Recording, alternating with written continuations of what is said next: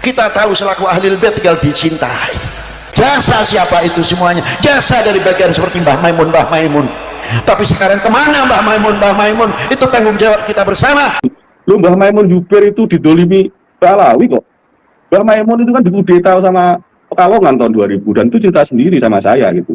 Dan banyak saya santri Manggen yang diceritain sama Mbah Maimun. Jadi kenapa sampai Mbah Maimun itu meninggalkan cerita yang seperti itu kepada generasi sekarang, bahwa ada peristiwa di tahun 2000 itu yang Pekalongan itu mengkudeta dengan peristiwa itu, sampai Mbah Maimun itu mengatakan, "Cung, Jatman itu dunyo, Cung." Terus beliau bercerita segala macam itu kan.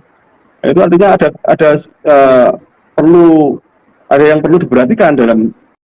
Dulu Ba'alawi dipuja dan dipuji, dan puluhan tahun silam Ba'alawi menjadi orang-orang yang paling penting di Indonesia. Mereka dianggap sebagai tokoh suci dan orang-orang suci yang selalu melilitkan surbannya di lehernya. Namun sekarang tidak lagi. Api dendam dan api permusuhan akibat ulah dari klan Habib Ba'alawi menimbulkan pesan panas di Indonesia. Kesakralan gelar suci tersebut tidak lagi mendera dan seakan-akan tercopot dari marwahnya sahabat beriman semua. Gelar suci, yaitu cucu Nabi yang melekat kepada klan Habib Ba'alawi, semakin dikritisi di Indonesia bahwa nasabnya bukan lagi tersambung kepada Nabiullah Muhammad SAW. Permusuhan tidak lahir dari satu peristiwa. Peristiwa mengenai klan Habib Ba'alawi yang mengaku nasabnya tersambung kepada Nabi Muhammad SAW kini dikuliti satu persatu. Bukan tanpa alasan. Ya, karena mengaku-ngaku sebagai cucu Nabi. Pemilik gelar suci yang harusnya dihormati kini seakan-akan terjungkal.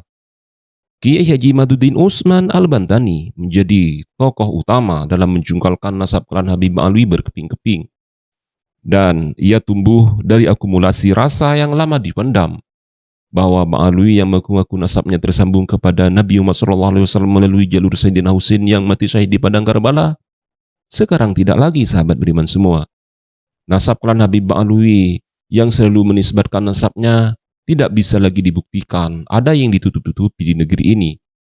Kenapa susah sekali untuk membuka kedok dan framing-framing yang selalu dikaitkan dengan klan Habib Ba'alawi, khususnya Rabithah Alawiyah yang dalam hal ini menjadi tokoh utama dan tokoh sentral yang presidennya adalah Imam Besar Habib Rizik. Nama Ubaid itu muncul pada abad 9 Hijriah.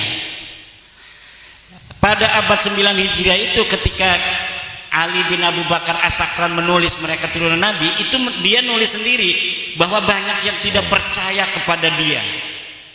Banyak yang tidak percaya kepada keluarga dia yang mengaku turunan Nabi. Itu ada di dalam kitab Al-Burqatul Musyiko sendiri. Apa yang dikatakan oleh Ali As-Sakran? Bahwa itu orang-orang hasud dan iri dengki, tidak percaya kepada mereka sebagai turunan Nabi. Itu jadi ketika mereka mengaku itu, dia mengakui bahwa banyak orang yang tidak mengakui pengakuan dia. Itu kitab sezamannya itu. Kitab sezamannya itu ya kitab Al-Burqatul Musyiko sendiri. Dia yang mengaku sendiri, tapi dia juga meriwayatkan adanya orang-orang tarim yang tidak percaya kepada nasabnya dia itu. Makanya ketika disebutkan ijma pada zaman Syekh Yusuf An-Nabhani abad ke-13, itu tidak bisa disebut ijma karena ijma itu ada syaratnya. Syarat ijma itu sebelumnya tidak boleh ada perbedaan pendapat. Di dalam kitab Ushulul Fiqh karya Abdul Wahab Khallaf dikatakan al-ijma'u ijma'u kulli asrin idza lam yataqaddam alaihil khilaf. Apabila ada khilaf maka tidak bisa itu disebut ijma.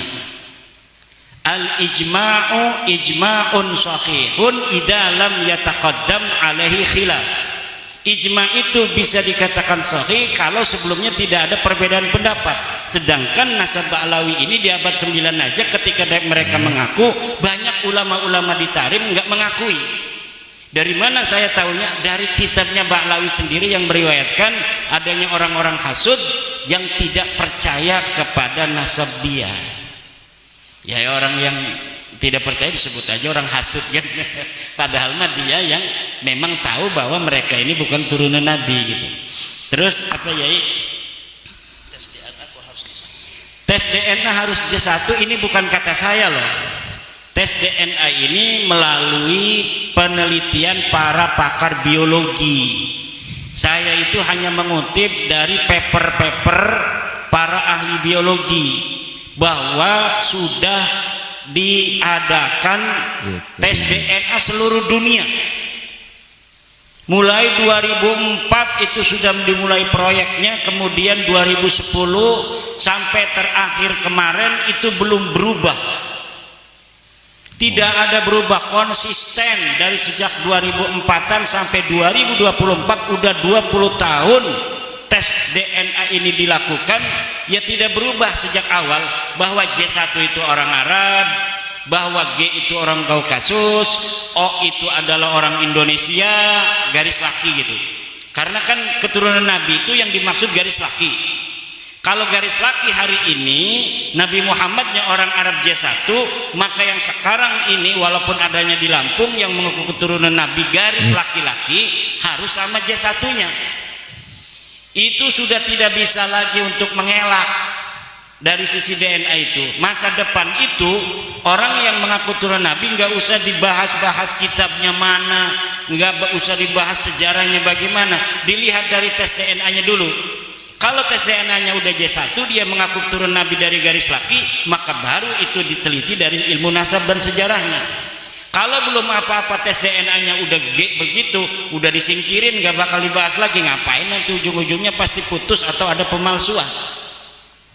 Dan diharapkan dengan adanya video ini, maka publik bisa lebih memahami dan lebih bisa mengerti sehingga bisa membuka mindset kita menjadi pribadi yang lebih unggul keimanannya. Dan saya rasa polemik nasab mengenai klan Habib Alwi lagi tidak perlu lagi diperdebatkan ke depannya, karena menyangkut ruang publik dan seakan-akan umat semakin tersadar bahwa Ba'alwi bukan lagi menjadi cucu dari Nabi Muhammad SAW.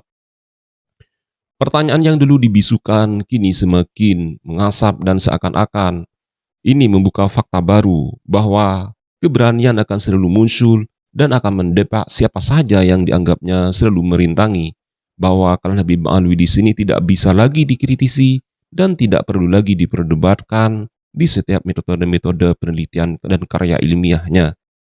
Innalillahi wa inna ilaihi raji'un. Polemik di sini akan selalu berkepanjangan karena di titik ini rasa hormat tidak lagi menghormati dan tidak lagi digandrungi oleh klan Habib Alwi kini menjadi sebuah jarak besar dan pemicu polemik besar di antara kalangan umat yang selalu bertanya-tanya mengenai siapa sebenarnya klan Habib Alwi. Mari kita simak videonya bersama-sama.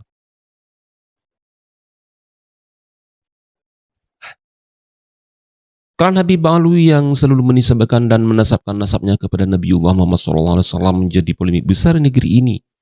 Umat semakin tersadar dan umat semakin bisa membedakan mana yang bukan cucu asli dan mana yang bukan menjadi cucu dari Nabiullah Muhammad SAW. Sebagian publik melihat bahwa Ba'alwi bukan lagi sekedar dakwah, tapi pengaruh panggung. Dakwah-dakwah besar yang selalu dikaitkan dengan Habib Ba'alwi, serta sejarah-sejarah lainnya, mengungkap fakta baru bahwa mereka bukan lagi bernasab kepada Nabiullah Muhammad SAW.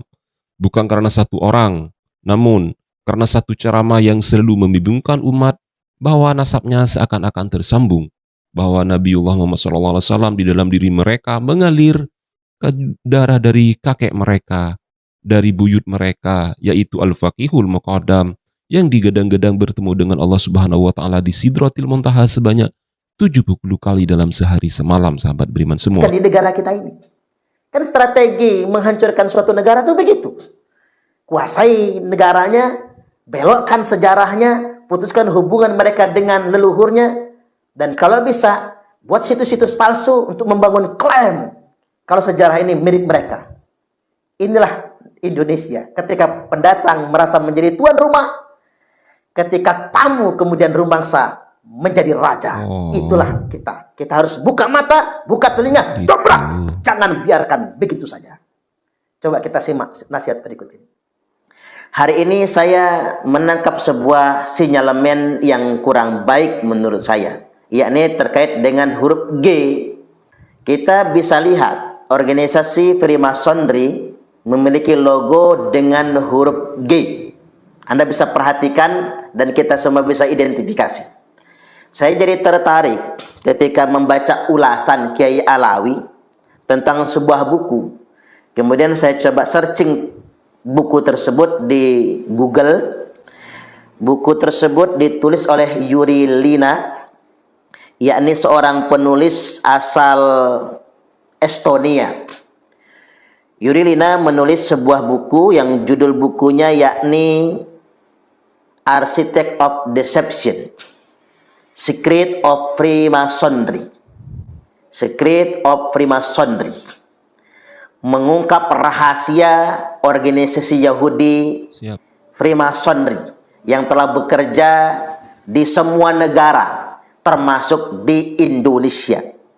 Buku ini cukup kontroversial, ditulis kalau tidak salah pada tahun 2004 yang lalu. Sudah lama ini, berarti sudah berumur 20 tahun buku ini. Di mana di buku tersebut tertulis, versi terjemahnya begini: ada 3 cara melemahkan dan menjajah suatu negeri. Yang pertama, kaburkan sejarahnya. Pantas sekali kalau Bung Karno berpesan jas merah, jangan sekali-kali melupakan sejarah. Karena sebetulnya bangsa yang tidak pernah melupakan sejarah dan menjaga sejarahnya, itulah bangsa yang kuat. Tapi sebaliknya, bangsa yang sejarahnya sudah berhasil dikaburkan, maka alamat bangsa itu akan terjajah. Inilah strategi Belanda dalam menguasai Indonesia, termasuk strategi Yahudi dalam menguasai Palestina, termasuk menguasai negara-negara yang akan mereka kuasai. Hari ini kita menyaksikan fakta betapa sejarah bangsa Indonesia sudah dikaburkan. Ada pengaburan sejarah, ada pembelokan sejarah, di mana secara kebetulan kelompok-kelompok yang sengaja membelokkan sejarah ini punya plat G. Kemudian yang kedua, di buku tersebut tercatat, hancurkan bukti-bukti sejarah bangsa itu hingga tidak bisa diteliti dan dibuktikan kebenarannya. Dulu Belanda juga begitu, menghancurkan sejarah bangsa. Arsip-arsip di kerajaan leluhur kita dihancurkan, dibakar semua. Kalaupun ada yang tersisa, dibawa, diangkut ke Belanda. Kita pernah sangat menderita dijajah Belanda. Bukan cuma kita menderita dijajah, tapi sejarah bangsa kita dibelokkan, dimusnahkan oleh Belanda. Catatan-catatan arsip-arsip dibakar mereka semua. Kalaupun ada yang tersisa, dibawa ke Belanda sana. Dan hari ini juga kita dihadapkan dengan pembelokan sejarah tersebut. Inilah yang paling tidak disukai oleh para pembatal nasab, khususnya Kiai Haji Imaduddin Usman Al-Bantani. Tidak mungkin, katanya, bahwa kuburan-kuburan yang ada di Indonesia selalu dikaitkan dengan kaum Hadrami Tarim Yaman. Sepanjang sejarah, Indonesia memang tidak pernah dijajah oleh klan Habib Ba'alwi, namun dijajah oleh Jepang, Portugis, dan orang-orang Belanda kuno yang puluhan tahun dan ratusan tahun yang ada di Indonesia menjadi klaim kebenaran bahwa Ba'alwi dibawa oleh para kompeni Belanda. Sehingga kerancuan-kerancuan cara berpikir kritis membuka aib satu persatu mengenai siapa sebenarnya klan Habib Ba'alwi. Ba'alawi bukan lagi menjadi cucu dari Nabiullah Muhammad SAW, dan polemik dan pertanyaan besar yang selalu ditutupi dianggap sebagai sebuah pemecah belah. Siapapun yang bertanya, maka bersiaplah orang-orang tersebut dan oknum-oknum siapapun akan siap dimusuhi oleh klan Habib Ba'alwi. Bukan penjabaran, namun amarah besar yang selalu dikaitkan bahwa mereka bukan lagi menjadi cucu dari Nabiullah Muhammad. Innalillahi wa inna ilaihi raji'un. Semoga polemik kedepannya menjadi pemicu dan menjadi penyemangat kita untuk bisa membedakan dan membuka mindset dan pola pikir kita agar bisa berhati-hati. Inilah polemik akhir zaman yang selalu mendera klan Habib Ba'alwi, bahwa nasabnya di Indonesia dikuliti. Habib-habib asal Hadrami Tarim Yaman memang sejatinya digandrungi di Indonesia. Sehingga wajar jika puluhan tahun silam mereka diyakini menjadi cucu dari Nabiullah Muhammad SAW. Namun sekarang tidak lagi, sahabat beriman semua. Umat semakin tersadar bahwa ada polemik besar di balik ini semua. Keruntuhan dari Rabithah Alawiyah yang sampai detik ini masih menisbatkan nasabnya semakin tidak diikuti oleh ulama-ulama asal Indonesia. Mereka baru meyakini bahwa dengan adanya tesis dari Kiai Haji Imaduddin Usman Al-Bantani yang diyakini mencerdaskan, kini menjadikan ulama Indonesia menjadi panutan lebih besar keutamaannya daripada Habib-Habib asal Tarim Yaman, sahabat beriman semua. Maka tidak bisa dipungkiri jika salah satu habaib mengatakan jika ada 70 ulama yang pandai, yang alim, yang alamah, dan setingkat wali pun masih kalah keutamaannya dengan satu Habib yang bodoh bin tolol, sahabat beriman semua. Benarkah seperti itu? Pertanyaan ini akan selalu menggelinding dan akan menjadi bola api yang selalu menerjang siapapun. Dan saya rasa masyarakat Indonesia semakin sadar ya dengan adanya tesis dari Kiai Haji Imaduddin Usman Al-Bantani. Mampukah klan Habib Ba'alwi membendung bahwa nasab Ba'alwi bukan lagi menjadi cucu dari Nabi SAW dan telah dibatalkan oleh para pembatal nasab khususnya Kiai Haji Imaduddin? Wah, tuliskan komentar Anda pada kolom komentar dan saya akhiri polemik di sini. Wassalamualaikum warahmatullahi wabarakatuh.